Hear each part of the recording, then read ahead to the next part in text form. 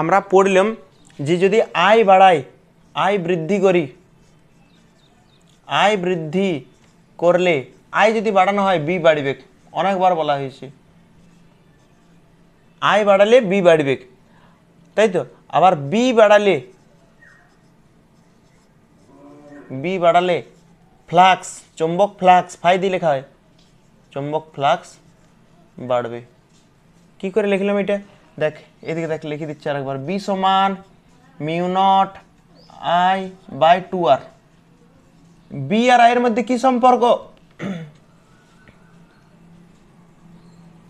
সরল সম্পর্ক। তাহলে আই বাড়ালে বি বাড়বে, বিটা উপরে আছে আইটা উপরে আছে, তাহলে সরল সম্পর্ক, ঠিক আছে। তার মানে আই যদি বাড়াই, আই বাড়ালে বি বাড়বে, আই বাড়ালে বি বাড়বে।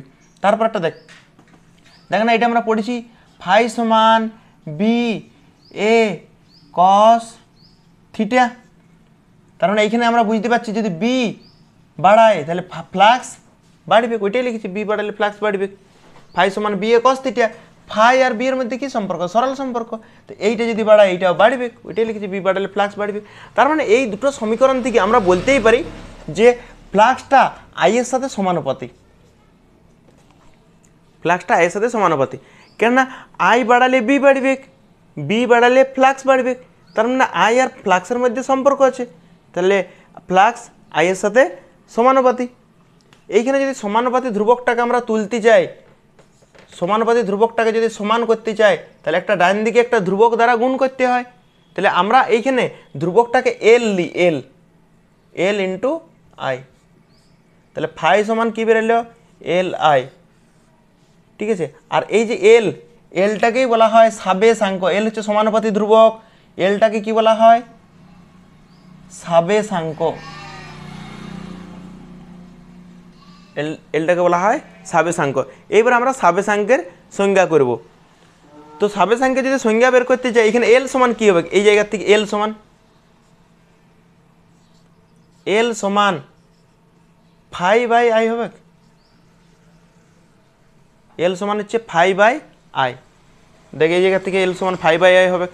তাহলে আমরা সংজ্ঞা কী করে তৈরি করি? নিচেরটাকে 1 ধরি, নিচেরটাকে 1 মানে নিচেরটাকে আইটাকে 1 ধরিব, আইটাকে 1 ধরে নিচ্ছি, ধরি আই সমান 1। তো আই সমান যদি 1 হয় তাহলে এল সমান কি? এল সমান ফাই বাই আই, আর আইটাকে আমরা কত ধরেছি? 1, তাহলে এখানে ফাই বাই 1, আর 1 দিয়ে ফাইকে ভাগ করলে এই ফাইই হবে, 1 দিয়ে যাকেই ভাগ করা হোক সেটাই হয়, তাহলে এল সমান ফাই। তাহলে আমরা বলতে পারি কোনো কুণ্ডলিতে আমরা কত কারেন্ট পাঠাচ্ছি? কোনো কুণ্ডলিতে আই কারেন্ট পাঠালে, কোনো কুণ্ডলিতে একক প্রবাহ মাত্রা পাঠালে, কোনো কুণ্ডলিতে একক প্রবাহ মাত্রা গেলে বা একক প্রবাহ মাত্রা পাঠালে, এটা কেন লিখলাম? কোনো কুণ্ডলিতে প্রবাহ মাত্রা পাঠালে, কত প্রবাহ মাত্রা পাঠাচ্ছি আমরা? একক প্রবাহ মাত্রা, মানে আইটা কত? প্রবাহটা হচ্ছে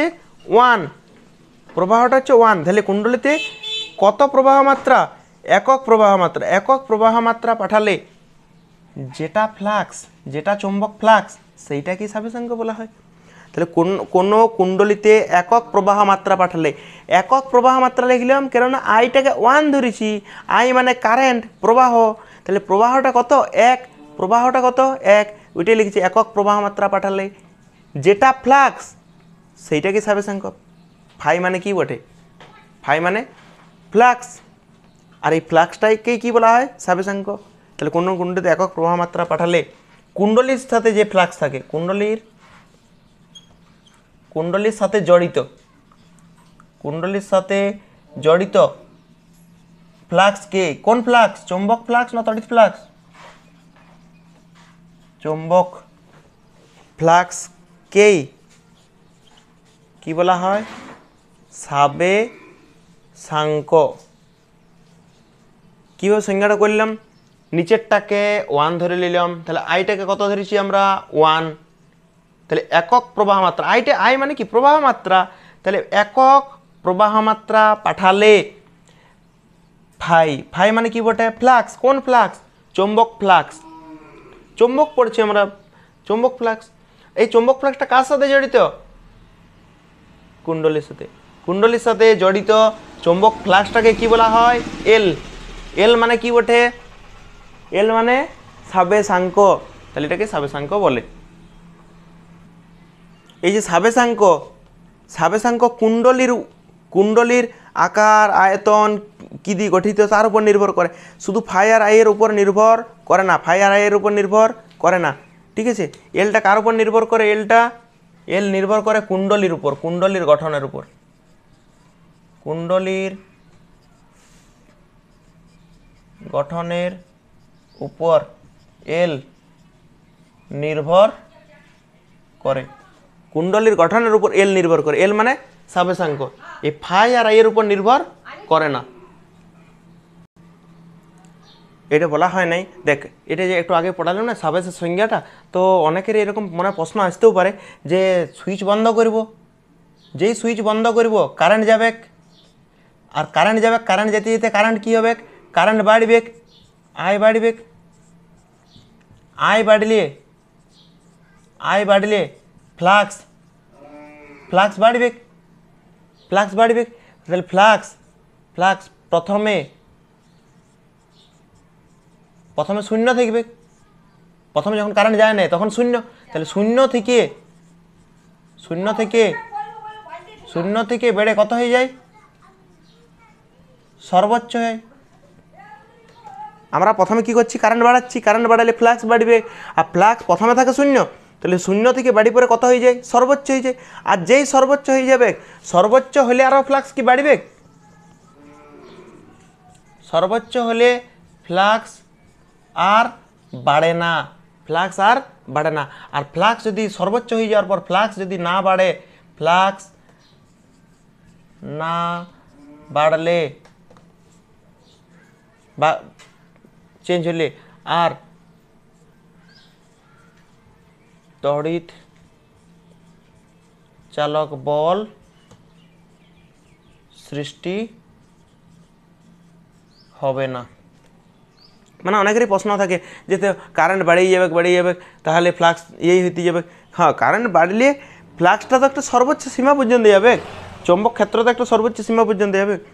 আই বাড়লে ফ্লাক্স বাড়বে, ফ্লাক্স প্রথমে থাকে শূন্য থেকে বাড়ি পরে একবারে সর্বোচ্চ হয়ে যাবে, আর যেই সর্বোচ্চ হয়ে যাবে সর্বোচ্চের পর আর কী করে ফ্লাক্স বাড়বে? তারপরে ফ্লাক্স আর চেঞ্জ হচ্ছে নাই, তাহলে ফ্লাক্স না থাকলে আর তড়িৎচালক বল সৃষ্টি হবে না।